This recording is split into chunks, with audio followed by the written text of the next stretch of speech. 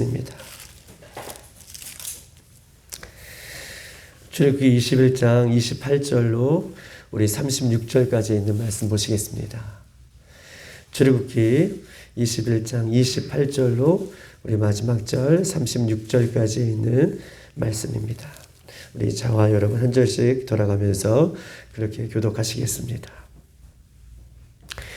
소가 남자나 여자를 받아서 죽이면 그 소는 반드시 돌로 쳐서 죽일 것이요 그 고기는 먹지 말 것이며 임자는 형벌을 면하려니와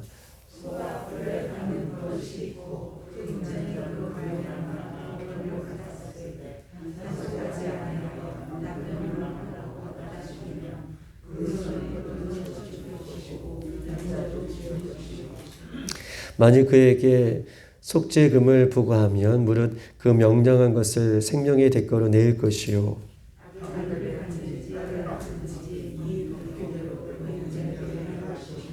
소가 만일 남종이나 여종을 받으면 소 임자가 은 30세겔을 그의 상전에게 줄 것이요 소는 돌로 쳐서 죽일지니라.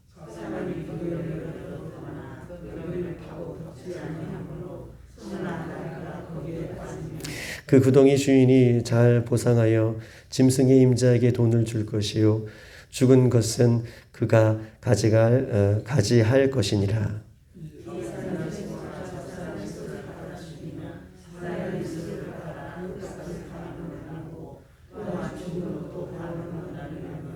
다같이 그 소가 본래 받은 버릇이 있는 줄을 알고도 그 임자가 단속하지 아니하였으면 그는 소를 갚을 것이요 죽은 것은 그가 차지하였으니라.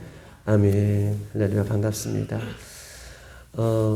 예수 믿는 사람들이 가장 중요한 것은 날마다 예수 그리스도를 믿는 그 마음이 변치 않고 예수를 잘 믿다가 정말 예수님께서 부르시는 그날 우리가 모두가 그 잔치에 참여하는 그런 영광스러운 날을 맞이하기 위해 날마다 예수를 잘 믿는 것. 이것은 우리 귀에 못이 박히더라도 정말 중요한 말씀인데 오늘도 정말 예수님을 어제보다 더 잘 믿다가 정말 하나님께서 기뻐하시는 믿음으로 사는 이 한 날, 이 하루가 되기를 주님의 이름으로 축복합니다. 하나님께서 우리에게 날마다 우리에게 특별히 이 이스라엘 백성들에게 십계명을 주시고 일반법, 시민법 이렇게 세세하게 주시는 이유는 죄를 지어갈 수밖에 없는 이 세상 속에서 하나님을 믿는 하나님의 백성들을 지키시고 보호하시는 하나님의 사랑의 마음이 오늘 본문의 말씀 속에 늘 있는 것이죠. 예수님께서 죄를 얼마나 미워하셨으면 죄를 위해서 십자가에 죽으셨던 그 예수님의 모습을 보는 것처럼 이렇게 세세하게 사소하게 생활 속에서도 지울 수밖에 없는 여러 가지 죄들을 우리 이 말씀 속에서 이렇게 나열하고 이것을 지키라고 말씀해 주시는 이유는 죄 가운데 우리를 지키시고 우리를 보호하시기 위한 하나님의 생명이 하나님의 사랑이 오늘 본문 속에서도 있기 때문에 그 하나님의 사랑이 그 마음이 오늘도 이 새벽에 느껴지기를 주님의 이름으로 축복합니다. 말씀대로 사는 사람은 말씀을 아는 지식이 아니라 우리가 말씀대로 산다라고 하는 것은 말씀을 아는 지식이 아니라 말씀대로 사는 사람은 그 심령 안에 영적인 생명이 가득한 삶을 살아가는 것이다 라고 얘기할 수 있습니다. 내가 말씀대로 살아간다 라고 하는 것은 말씀을 지식으로 하는 것이 아니라 내 심령 안에 하나님의 말씀이 부어져서 그 말씀대로 살아가는 의미를 변화된 삶을 살아가는 그 의미를 성경은 이야기하면서 말씀대로 살아간다 라는 것을 이야기하고 싶은 것이죠. 그런 의미에서 오늘 말씀도 성경 우리에게 주시는 거예요. 말씀대로 살아가는 것은 무엇인가? 내가 말씀을 아는 것이 아니라 말씀하신 그대로 내 심령 속에 말씀이 가득하여서 말씀이 이끄는 대로 살아가는 것을 성경 우리에게 이야기하고 있는 것입니다. 오늘 본문은 소에 대한 이야기입니다. 그리고 이 소에 대한 이야기를 통해서 영적인 생명이 얼마나 귀한 것인가를 성경 우리에게 이야기하고 싶은 것입니다. 소에 대한 이야기를 통해서 영적인 생명이 얼마나 귀한 것인가 이것을 오늘 본문은 우리에게 이야기하고 싶은 것입니다. 오늘 한번 28절, 29절에 있는 말씀을 다 같이 한번 읽어보겠습니다. 시작. 소가 남자나 여자를 받아서 죽이면 그 소는 반드시 돌로 쳐서 죽일 것이요 그 고기는 먹지 말 것이며 임자는 형벌을 면하려니와 소가 벌레 받은 버릇이 있고 그 임자로 그로 말미암아 경고를 받았으되 단속하지 아니하여 남녀를 막론하고 받은 것이면 그 소는 돌로 쳐 죽일 것이고 임자도 죽일 것이며. 아멘. 오늘 소에 대한 이야기를 하면서 소가 사람을 받을 때 그 소는 반드시 죽일 것이다. 그러나 그의 소의 임자는 책임이 없다라고 하는 말로 이야기하고 있습니다. 하지만 예의사항이 있는데 주변에 많은 사람들이 저 소가 받는 버릇이 있구나. 저 소가 자꾸 사람을 받는구나. 우리가 강아지가 사람을 물면 그 강아지는 계속해서 사람을 문다고 얘기하고 있잖아요.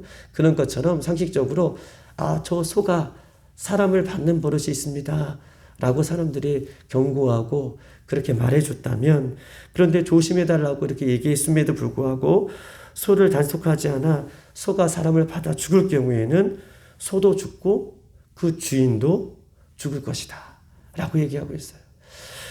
소가 사람을 받을 때 소는 반드시 죽이지만 주인이 그 소가 전혀 그러는지 모르고 소가 받았다. 그리고 사람을 죽였다. 그러면 소는 죽이지만 사람은 죽이지 않고, 소가 그런 버릇이 있음에도 불구하고 사람들이 좀 조심해달라고 하는 경고가 있었음에도 불구하고 소에게 아무런 조치를 취하지 않고 소가 사람을 받고 죽인다면 소도 죽고 사람도 죽일 것이다 라고 말씀하고 있는 것입니다. 우리 한번 30절을 한번 읽어볼게요. 30절 시작. 만일 그에게 속죄금을 부과하면 무릇 그 명령한 것을 생명의 대가로 낼 것이요. 아멘. 30절에 보면 피해 입은 사람들이, 소를 통해서 피해 입은 사람이 배상금을 요구하면 그 배상금을 생명의 대가로 얼마가 됐든 요구하는 대로 다 줄 것이요 라고 말씀하고 있는 것입니다. 우리 한번 31절을 한번 읽어볼게요. 시작. 아들을 반드시 받든지 딸을 받든지 이 법규대로 그 임자에게 행할 것이요. 아멘. 31절에 보면 소가 자녀를 받아 죽였을 때에도 위의 법처럼 동일하게, 상동이에요. 동일하게 이 법도 적용될 것이다. 소가 자녀들을 받아서 죽게 될 경우에도 동일한 법으로 그렇게 책임을 물 것이다 라고 말씀을 하고 있는 것입니다. 32절 한번 읽어볼게요. 시작. 소가 만일 남종이나 여종을 받으면 소임자가 은 30세겔을 그의 상전에게 줄 것이요 소는 돌로 쳐서 죽일지니라. 아멘. 소가 종을 죽일 때에는 은 30세겔을 주어서 그 소에 죽인 그 대가를 치를 것이고 소는 죽일 것이지만, 여기까지 소가 이렇게 받는 것에 대한, 종은 그 상전에게 속해 있기 때문에 그 대가를 지불하고 소는 죽일 것이다 라고 상전에게는 그 어떤 책임이 없음을 그렇게 이야기하고 있습니다. 오늘 이 32절까지 보면 소가 사람을 죽이거나 상해를 주었을 경우에 대한 부분들을 성경은 오늘 32절까지 이야기하고 있어요. 소가 사람을 쳐서 죽일 때에는 반드시 죽일 것이고, 그 소가 받는 버릇이 있어서 그렇게 할 경우에는 소의 주인도 책임을 물 것이다 라고 하는 것이 요지예요. 사람을 죽였을 때, 사람의 상에게 입혔을 때.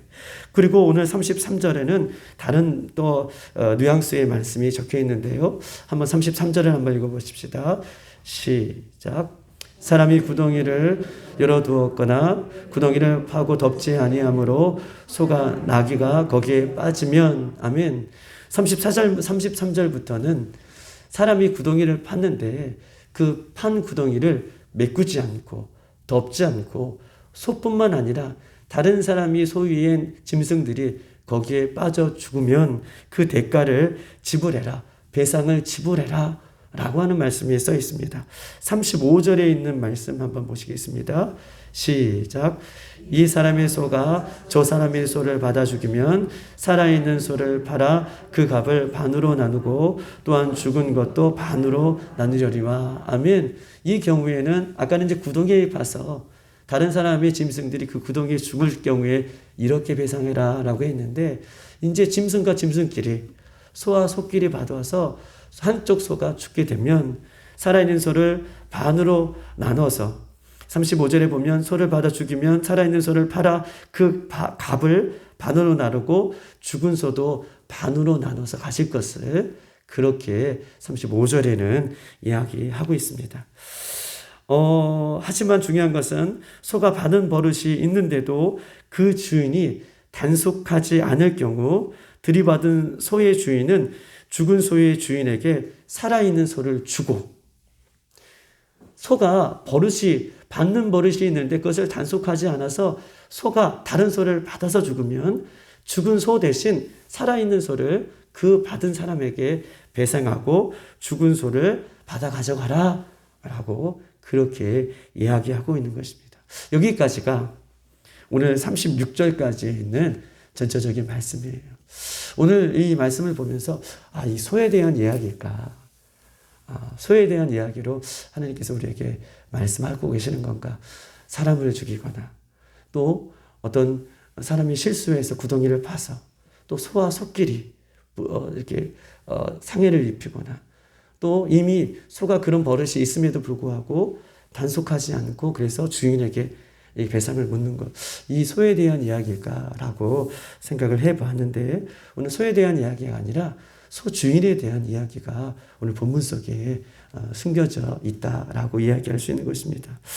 사전에 주인이 소가 어떤 소인지, 사전에 주인은 소가 어떤 소인지, 경고를 받았는지 경고를 받지 않았는지, 이것이 주인이 늘 소에 대한 판가름으로, 소에 대한 기준으로 생각해야 된다. 소가 내가 가지고 있는 소가 어떤 소인지, 어떤 성질을 갖고 있는지, 어떤 모습인지, 사람을 받는지, 다른 소를 받는지, 이런 소 주인은 이렇게 소에 대한 마음들을 늘 갖고 살아야 됨을 성경은 이야기하고 있습니다. 무슨 이야기입니까? 소가 우발적으로 예기치 못한 문제가 발생하면 주인은 책임이 없다고 얘기해요. 소가 우발적으로 저 소가, 내가 가지고 있는 소가 어떤 버릇이 있는지 늘 주인은 인식하고 그 소에 대해서 판단하고 있어야 되는데, 소가 짐승이니 우발적으로, 전혀 그러지 않는 우리 소인데 우발적으로 짐승이나 사람을 박을 경우에, 사람을 죽게 했을 경우에는 그 책임이 주인에게 없지만, 그러나 주인이 미리 알고도 경고를 받았음에도 불구하고 이렇게 주의하지 않는다면 그 모든 책임은 어디에게 있어요?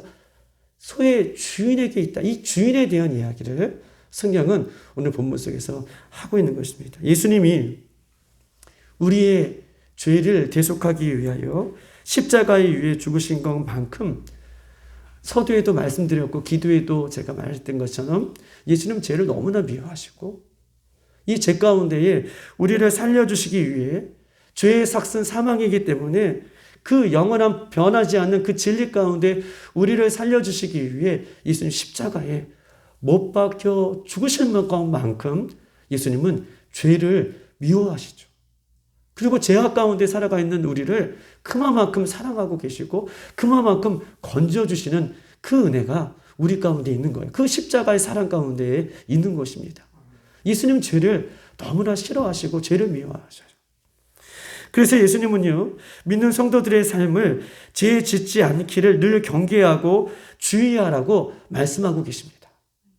오늘 구약에서도 죄 짓지 않기 위해서 소에 대한 이야기들, 삶의 아주 구체적인 이야기들을 하나님께서 이야기하고 계시잖아요. 예수님은요, 얼마나 죄를 미워하시냐면 예수님의 33년 인생의 공생의 가운데에, 또한 수많은 예수님의 제자들 삶 가운데에 예수님께서 몸소 죄를 짓지 않기 위해서 그렇게 삶을 사셨다가 그렇게 십자가를 주셨어요. 그리고 예수님을 믿는 사람도, 예수님을 믿고 변화된 사람도 이제부터는 죄를 짓지 않기 위해 말씀의 하나라도, 예수님의 말씀을 끌어안고 살아갔던 수많은 신약의 우리 믿음의 선제들을 우리가 볼 수 있습니다. 즉 다시 말해서 예수 믿는 성도들의 삶은 늘 죄 짓지 않기 위해 경계하고 주의해라, 주님께서 말씀을 하고 계시는 거예요. 그럼에도 불구하고 우리는 예수님 앞에 설 때까지 늘 죄를 지을 수밖에 없는 연약한 육체를 갖고 있습니다. 죄를 지을 수밖에 없는 우리들 두 가지의 경우가 있어요. 오늘 본문에 빗대어서.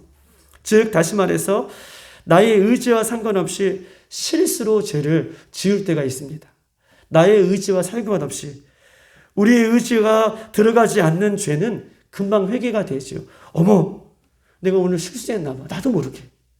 어머, 내가 미쳤나 봐. 내가 왜 이렇게 졌지? 나도 모르는 그런 죄. 생각해보니 이런 죄. 이렇게 지은 죄들은 우리가 금방 죄를 인정하고 주님께서 싫어하시는구나. 그래, 내가 실수했구나. 죄를 인정하고 회개하고 돌아서는 측면이 있는 그 죄는 내 의지가 들어가지 않는 죄. 나도 모르게 갑자기 실수하여 짓는 죄. 이런 죄가 있을 것입니다. 또한 성경이 말하는 죄. 오늘 본문에 보는 것처럼 저 소가 위험해. 저러면 큰일 나. 이미 경고한 죄들이 있지 않습니까? 저러면 안 되는데. 저러면 큰일 나.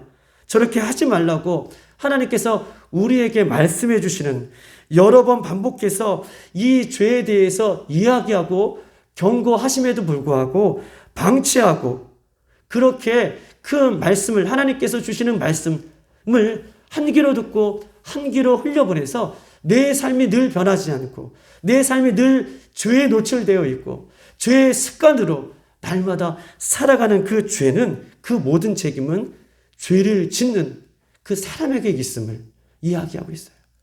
죄를 짓는 그 사람은 자기 자신이잖아요. 자기 자신이 죄를 짓는 사람에게 주인인 것이잖아요. 즉 다시 말해서 실수하여 짓는 죄.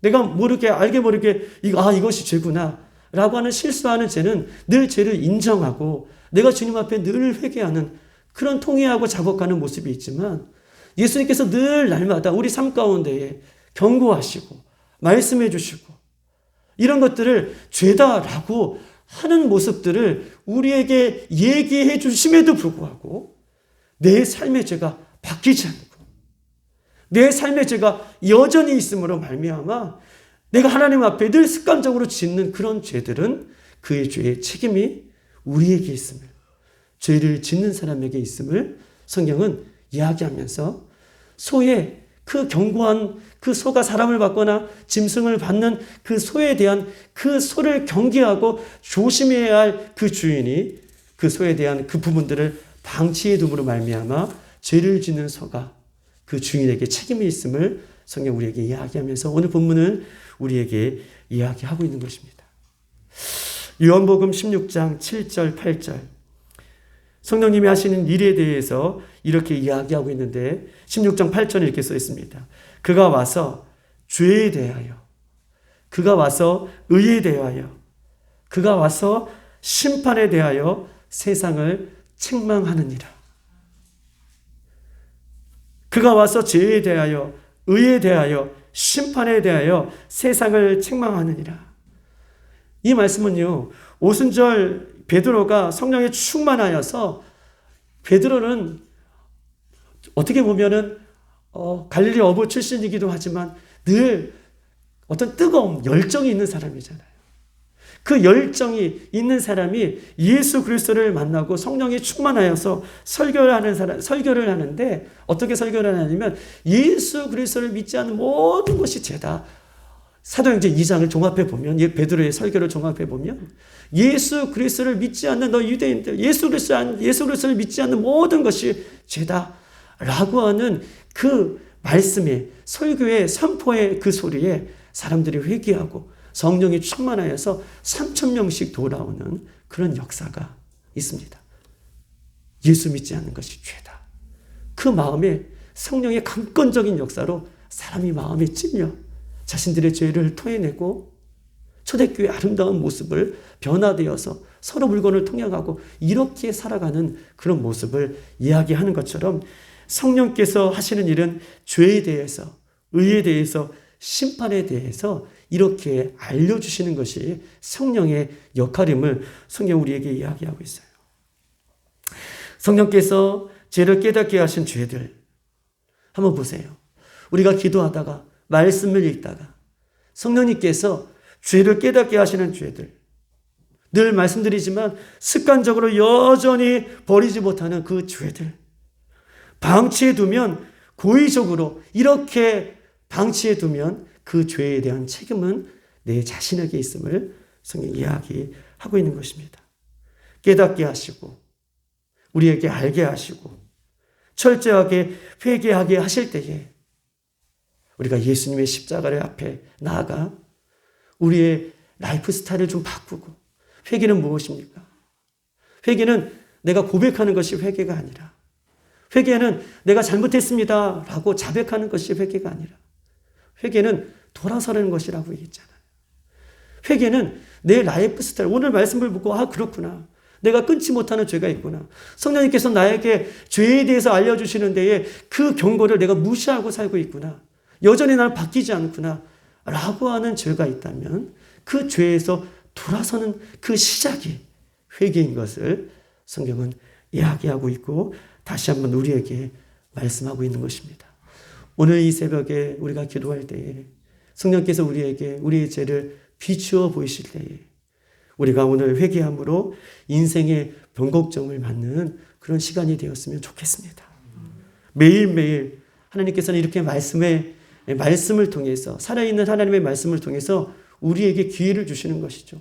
우리는 주님 앞에 설 때까지 우리는 죄를 지을 수밖에 없는 연약한 존재인 것을 기억하고, 이렇게 매일매일 하나님께서 말씀으로 죄를 회개할 수 있는 기회가 우리에게 주어졌을 때에 우리가 주님의 말씀을 기억하고 우리가 회개하며 나아가기를 주님의 이름으로 축복합니다. 신명기 30장 11절에 이렇게 써 있습니다. 신명기 30장 한번 찾아볼까요? 310쪽에 있습니다.